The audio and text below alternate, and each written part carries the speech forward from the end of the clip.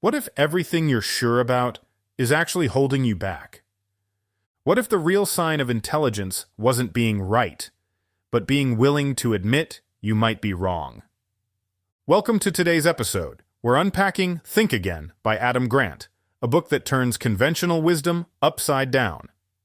In a world obsessed with confidence and certainty, Grant argues that the real superpower is flexibility. Not in your values, but in your thinking. Because the faster the world changes, the more dangerous it becomes to cling to old assumptions. Let me start with a surprising study Grant shares right at the beginning. Researchers asked people to rate their understanding of various public policies. Sounds normal, right? But here's the twist. Some of those policies were completely fake. They didn't exist. Yet people still gave confident opinions about them. That's not just amusing, it's revealing. Grant calls it the armchair quarterback syndrome, when we play expert from the sidelines, convinced we know more than we do. And that, he says, is the root of many of our problems. We mistake confidence for competence and certainty for truth. But what if we could flip that? What if being wrong was something to celebrate? It's a reminder that being smart doesn't mean having all the answers. It means being curious enough to ask better questions. Grant encourages us to move away from thinking like preachers, prosecutors, or politicians. When we preach, we defend our beliefs. When we prosecute, we attack others for theirs. And when we politic, we try to win people over. Instead, he says, we need to think like scientists, approaching our beliefs with curiosity, running experiments, and being open to updating our views. One powerful story from the book is about Daryl Davis, a black musician who managed to convince over 200 Ku Klux Klan members to leave the organization. Not by arguing with them, not by calling them out, but simply by listening to them, asking questions, and being open to conversation. Over time, these men began to see the contradictions in their own beliefs. Davis didn't win debates. He opened minds. That's what real rethinking looks like. Another core message of the book is that being wrong isn't something to be ashamed of. It's something to embrace. Grant shares the example of Mike Lazaridis, the founder of BlackBerry. At one point, BlackBerry dominated the smartphone market. But when new technologies emerged, the company clung to its old ways of thinking. Meanwhile, Apple and Google reimagined what phones could do. BlackBerry refused to rethink and lost everything. On the other hand, companies like Bridgewater Associates thrive because they build a culture of challenging their own ideas. Ray Dalio, the founder, even encourages his employees, regardless of rank, to openly critique his thinking. Some meetings involve people rating his performance in real time. It's uncomfortable, sure, but it also leads to better decisions. One of the biggest obstacles to rethinking is identity. If you define yourself by your beliefs, then changing your mind feels like losing part of who you are.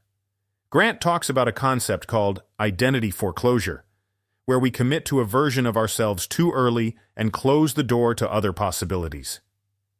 He highlights Julia Galef's idea of the scout mindset, where you see yourself not as a soldier defending your position, but as a scout exploring the terrain. A scout isn't trying to be right. They're trying to see clearly. And that's the mindset we all need more of. When it comes to changing minds, whether our own or someone else's, the approach matters. Most of us argue to win, not to understand. But there's a better way. Grant introduces us to the concept of motivational interviewing. It's used by counselors and coaches to guide people through change without confrontation. The key is to ask open-ended questions that lead people to reflect rather than react. For example, instead of telling a smoker, "You should quit," a motivational interviewer might ask, on a scale of 1 to 10, "How ready are you to quit?" And then, "Why did you choose that number and not a lower one?" This gets the person to voice their own reasons for change, and those reasons are far more powerful than anything someone else can say. Rethinking also requires balancing confidence with humility. Grant calls this the confidence sweet spot. You need enough confidence to act, but enough humility to doubt yourself. Too little confidence, and you never speak up. Too much, and you never listen. He tells the tragic story of Mount St. Helens eruption. Despite clear warnings from scientists, many people stayed behind, convinced the danger was overblown. That overconfidence cost lives. In contrast, many of the best scientists Grant interviewed described being wrong as something exciting. It meant they had discovered something new. For them, being wrong was progress. This mindset isn't just for adults, it should start early. Grant highlights teachers who are rethinking how they teach. One teacher created a wrong answer board, where students proudly posted their best mistakes. Instead of feeling ashamed, students were celebrated for trying and learning. The idea is simple. Reward the process of learning, not just the outcome. Don't just tell kids they're smart. Praise them for being curious, for changing their minds, for rethinking. Organizations can benefit from rethinking too. Grant gives the example of Pixar. Their creative process involves something called brain trust meetings. Directors show rough versions of their films and get raw, honest feedback. The goal isn't to defend the work, it's to improve it. That's how movies like Toy Story and Inside Out became so powerful, through iteration and feedback. Contrast that with Kodak, which had the technology for digital cameras years before the competition. But they ignored it, fearing it would kill their film business. They failed to rethink and paid the price. So how do we protect ourselves from getting stuck in our ways? One solution is to build what Grant calls a challenge network. Most people surround themselves with cheerleaders, people who agree with them. But what we really need are thoughtful critics, people who disagree constructively and push us to improve. He talks about the dangers of echo chambers, especially on social media. When we only hear views like ours, we become more extreme. That's called group polarization. The antidote is to actively seek out people who see things differently and are willing to challenge us, not out of hostility, but out of respect. Former PepsiCo CEO Indra Nooyi did just that. She surrounded herself with people who weren't afraid to disagree with her. Her reasoning was simple. If you're the smartest person in the room, you're in the wrong room. Grant also challenges how we teach knowledge. Too often, textbooks present facts as fixed. But science is constantly evolving. He gives the example of Pluto, which was considered the ninth planet until it wasn't.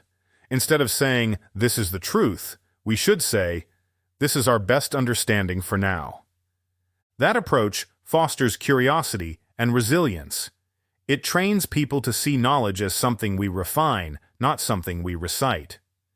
In the final chapters, Grant turns the lens inward and asks us to rethink our own lives. He encourages us to reflect on questions like, what's a belief I've held for years that I might be wrong about? What's one thing I've changed my mind about recently? When was the last time I said, I was wrong? He shares a personal example. He used to believe introverts made poor leaders, but after reviewing the evidence, he changed his mind. In fact, introverts often make great leaders, especially in proactive teams. He didn't just rethink his view, he rethought how he taught leadership to others. That's the spirit of this book. It's not about changing your mind on everything. It's about becoming the kind of person who's open to change when it matters most. So what's the big takeaway from Think Again? It's that strength doesn't come from stubbornness, it comes from flexibility. The most successful people aren't the ones who never doubt themselves. They're the ones who know when to double down and when to step back and say, let me think again. Thanks for listening to this deep dive. If this sparked something in you, consider revisiting one of your own long-held beliefs. Not to abandon it, but to test it, question it, stretch it. Because in a world that rewards certainty, Adam Grant reminds us that doubt, honest, thoughtful, constructive doubt, might just be our greatest strength. And remember, if knowledge is power, knowing what you don't know is true wisdom. Until next time, keep learning, keep growing,